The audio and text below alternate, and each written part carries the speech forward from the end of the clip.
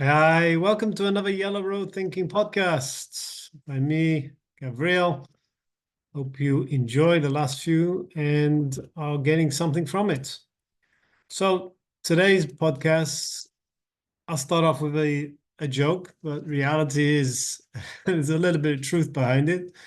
And I'll try weave it into the concept I'm trying to project today. So the joke goes as follows. There was a guy who comes to his psychiatrist, therapist, coach, and complains that he's having dreams every night about mice and they're driving him crazy. And each dream is something the mice do in practical life. Okay. So the doctor, the therapist, the coach turns around and says, well, you know what? After listening to progressive and I can give you some medicine to help alleviate. So with that, the guy turns around and says, yeah, but not right now. So the doctor, the therapist, coach turns around and says, why not? He says, because the moment time, the mice in my dream are playing the World Series and it's game 7 tonight. So please, let me hear the end of the result before I take the medicine. Why do I bring this funny story? Because I find more and more as I meet clients, they come with genuine challenges, problems, are looking for solutions, but they don't really want to have the medicine because reality is, and I'm going to say a very generalized, strong statement here, is they're not willing to do the hard graft afterwards.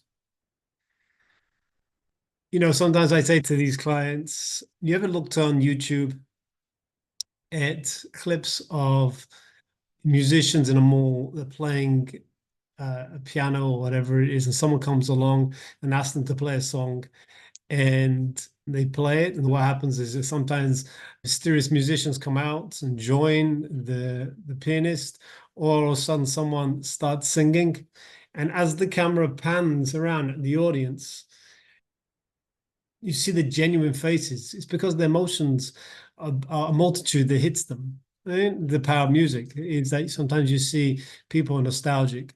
They look at what they're hearing and go, wow, that's beautiful and real. And it triggers an emotion inside, regrets, of beauty, of the innocence, what's real. Or you can sometimes watch a video of servicemen who come home and surprise their loved ones, their wives, their partners, their parents, haven't seen her after a while. And what you see is that once they recognize the person can surprise them, there's a genuine emotion of just breakdown of true happiness, of just true, not surprise, of just absolute love that this person was away, this person was in a dangerous situation, and they're back. And it kind of puts everything in perspective. So why do I say that? On the flip side, if you learn any bit of psychology or you learn marketing, TV, music, movies, to be successful, they play on the emotions of people. The vulnerable people who are looking for love and happy in love, or, certain musics. It's not just the song that plays them. It's the music and the words that are there to play upon your emotion. To basically go beyond all the dirt and the crud and the distractions to play upon that emotion, what's real. So what am I trying to say in my introduction here is that sometimes the real essence of a human being is there all the time. We're just not willing to confront it, and for good and bad is that sometimes the emotions is played upon. I'll give you an example. God forbid when there's a terrible tragedy, an earthquake, a destruction. What a lot of these charities do is that they show you vulnerable young children and young women. Now, they may have a good intentions because they want money, but how they're getting it is they're playing upon your emotion. They're playing upon, you look at that person and in your essence suddenly puts everything in perspective. You see the suffering of fellow human beings, the vulnerable women, the way the world put it, the vulnerable children, the vulnerable people with, disabilities. Now, they manipulate this. Again, I don't want to go down that road of whether they use it for the right things, but it just goes to show you the two paradoxes is that reality is when you hear something that's so real and so true that it goes straight to the heart of your soul, your heart of your emotion, not in a negative way, but a positive way. And I found that again with a lot of clients that just like the case of the mice playing baseball, it's a fantasy, a distraction, an enjoyable fantasy that doesn't really want me to confront what I really need to do. Now, not to say that everyone's like that, but a lot of people I find, and by sitting and talking to them and asking them genuine, honest questions, and when you kind of get to the point and dissect the distractions, the excuses, you get to the essence of what a human being is. A lot of people, they'll get to the point and they'll suddenly have an epiphany. They'll suddenly cry, or they'll suddenly stop and just, you see the penny drop. And once genuine revelation happens to these people, you see the change. And you see the understanding of reality, of what's real, what is not real. I'm not saying it's easy. It's certainly not easy, but it's the concept of the white elephant on the table. The biggest problem I find is that most people aren't willing to confront what the issue is. I'm not saying how we get over it, but I find that the more people just get to the honest crux of it, this is my challenge. It's good, bad, and indifferent. This is what I have. I can give all the excuses, but reality, this is what it is. And then you can start a plan. You can start a healthy plan and help them. I'm not saying it overcomes them, but it gives them solace. You see it. There's a book by Stephen Pressfield, a great book. He called it Art of War, the War of Art. Sorry, the War of Art. And it's a great book. And inside there, he talks about basically resistance is what stops us. What are we resisting? I actually have it here. Yeah, and he writes, again, I don't want to do it justice, but just want to bring a quote. Most of us have two lives, the lives we live and the unlived life within us. Between the two stands resistance.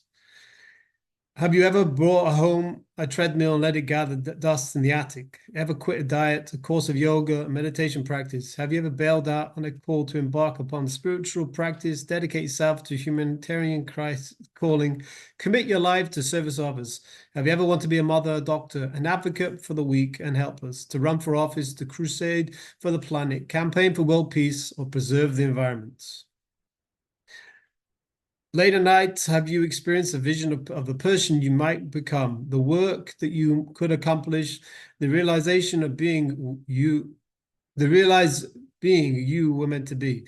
Are you a writer who doesn't write, a painter who doesn't paint, an entrepreneur who doesn't start a venture? Then you know what resistance is. What does resistance feel like? First, unhappiness. We feel like hell, a low-grade misery pervades everything. We're bored, we're restless, we can't get no satisfaction. There's guilt, but we can't put our finger on the source. We want to go back to bed, we want to get up and party, we feel unloved and unlovable. We are disgusted, we hate our lives, we hate ourselves. Resistance mounts to a pitch that becomes endurable.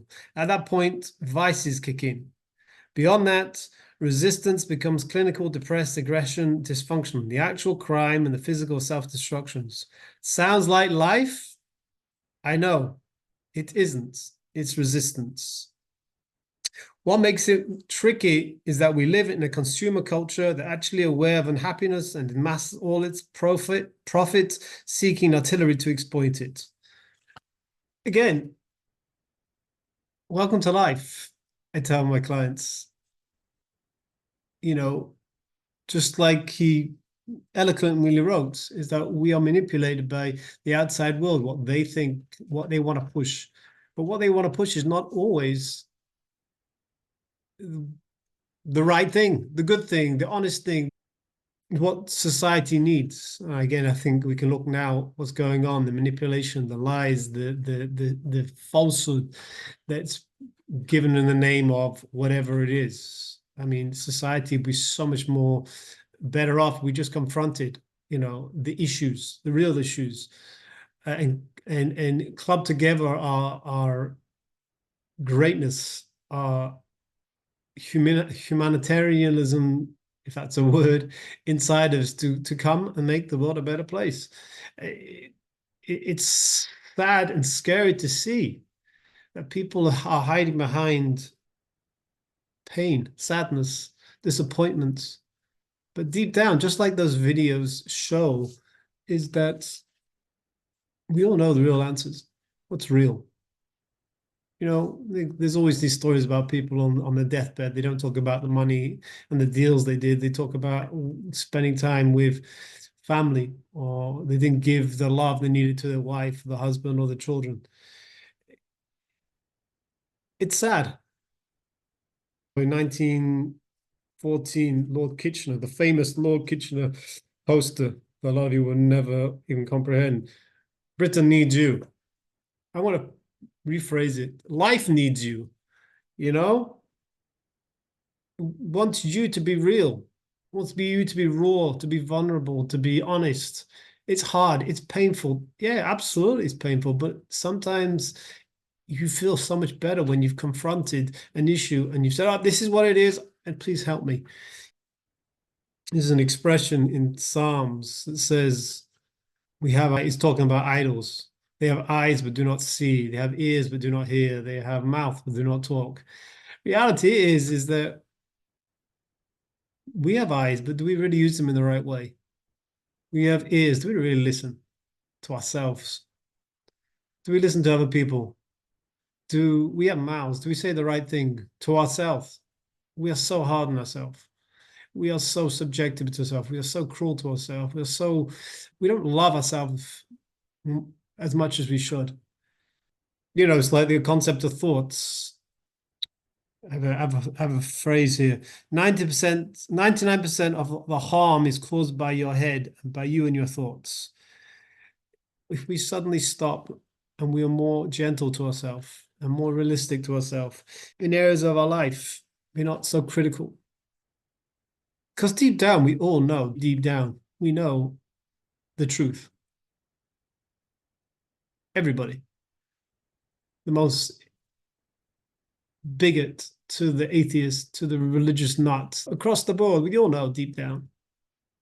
We can camouflage it, we can paint something else under the banner of truth. Just like Stephen Pressfield said, is that resistance is what's stopping us living. I think it's the world's way of saying, you've got so much to give, but before you give it, you have to embrace it. You have to acquire it yourself. And how do you acquire it? Is when you are real and you face it. Is it dark and messy and painful? Absolutely. That's why you get a good friend. If you've got a good friend, someone you can just talk to, be honest, and they can be honest enough to give constructive criticism with love, you're a winner. I see it all the time. I see unhappy people, they portray a challenge, what really is not really a challenge, but they mask it with the mice playing game 7. This game is on the line. It's exciting. I've got to watch this. But reality is just a facade. It's just a dream. It's just a mirage. The expression of the ostrich buries his head in the sand. The problem with burying his head in the sand is you're defenseless. Is that the hyenas, the lions, the tigers of the world can then just jump on you because you're defenseless. Yes, now there is a time to run, there's time to hide, there's time to ignore the truth. They're all valid points. But I think we see in society now that there are so many things that if we would just face the truth and pull together honesty and integrity and, reality is there's so much money in the world. If you're really honest and say there should be no hunger in the world. If we really looked at it, basically is if I can help a fellow person, the world will be a better place. It's the old concept of if you're walking down the street and you see a piece of trash on the floor and you pick it up, it makes an impression. That was one less piece of trash on the floor. But if you walk past it and say, "Oh, it's not my problem," instinctively, another piece of trash will come, and another piece will come, and another piece will come, and before you know it, it's absolutely disgusting. It's destroyed, the environment. It has destroyed the beauty of nature around us. On the flip side, the story about the guy's walking along the beach and he sees a guy, and ahead of him, he's every so often he's picking something up and throwing it into the ocean. Eventually, this guy's so curious, he goes up to him and says, "Excuse me, sir, what are you doing?" And the guy says, "See, this tide is going out, and there's all these starfish that are going to die because they're not in the water, because they travel by the waves." So the guy turns around and says, "Do you know how many starfish there are probably on this beach? It's useless. You're not going to get them all." And the end of the story goes, the guy bends down and picks it up and says, "Well, to this one, it makes a difference." I think today and age, the soul of humanity, the soul of each other's, the soul of the self, the soul of the light that's trying to get out and brighten the world and heal the world from each other is crying out. But we are hidden behind so much distraction because we don't want to confront the truth. We don't want to confront the essence. We're not willing to confront resistance because wherever there's challenge, there's resistance. Whenever there's overcome challenges, there's growth. Whenever comes growth, there is incredible and results, you know. So to end up, I truly believe that we all know what's real. And we have to come to the realization to embrace it, to remember, Lord Kitchen is Britain needs you. Reality, life needs you. No, I'm not saying it's easy. I'm not saying it's a walk in the park, but I'd rather play my own game of baseball than watch imaginary mice play. It's much more enjoyable. It's much more enriching. It's much more beneficial. So, yeah, again, that's my thoughts on dealing with a few clients this week. I'm not willing to confront, be honest, be real, because once you suddenly confront it and you want to be real, there is an amazing transformation of perspective. I'm not saying it's a straight road. There is a strength that when we realize that we can do it, there's a strength in a deep-seated DNA of our soul that, yes, I may be challenged right now, but life is so much more beautiful to be being appreciated. So again, I don't want to ramble on and on the same point. Sometimes just stop and listen to the small sound of truth. And if we do that, and we be real and we be honest and we embrace it, it will suddenly be like lighting a candle in a dark room, small one. Could give us the strength and the impetus to be better than we are. Well, I hope that somewhat made sense and inspired and intrigued your soul to be a better you. Again, thank you so much for listening. Don't forget to share to help other people be inspired. And until next time, God bless, be courageous, and be strong and